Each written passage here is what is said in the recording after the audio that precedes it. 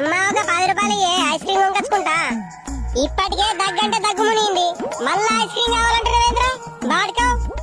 నీ నాకు ice cream కావాలా, లేకుంటే కింద వాడి బొర్రుదా చెప్తున్నా. నీ సొంపుల మనవాడ ఆపి మునుగురా కొంచెం. ఒక పూట బడున్నప్పుడే గింత నెత్తి కర ఎత్తున్నావు.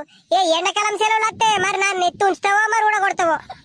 ఇక పటు 10 రూపాయలు కొనుక్కొని 10 రూపాయలు పట్టుకొని రా, మొత్తం కథం చేసేవాటే. అమ్మా థ్యాంక్సే. ఐస్ క్రీమ్ పాల ఐస్ క్రీమ్. అంకుల్ ఒక పాల ఐస్ క్రీమ్ ఇయ్యు. ఎంత? 10 రూపాయలు బాబు, 10 రూపాయలు. ఎన్ని ఇయ్యాలా? ఒకటే ఇయ్యండి అంకుల్. అంకుల్ ఒక ఆరెంజ్ ఐస్ క్రీమ్ ఇయ్యరా? ఏ సీటీ, ఇక ఆరెంజ్ ఐస్ క్రీమ్ మంచిగా రా సీటీ. ఈ పాల ఐస్ క్రీమ్ తీసుకో మంచిగా వస్తుంది. రాజేష్ నా దగ్గర పైసలు లేవు రాజేష్, 5 రూపాయలే ఉన్నాయి. నీ పోయిలా మనవాడ అన్ని అడ్డమైన ఐస్ క్రీమ్లు తినద్దే, పాల ఐస్ క్రీమ్ తినే మంచిగా తెల్లగా అవుతావు నా లెక్క. అంకుల్ ఇంకా 10 రూపాయలు నాకు వస్తాయి కదా, సీటు కూడా పాల ఐస్ క్రీమ్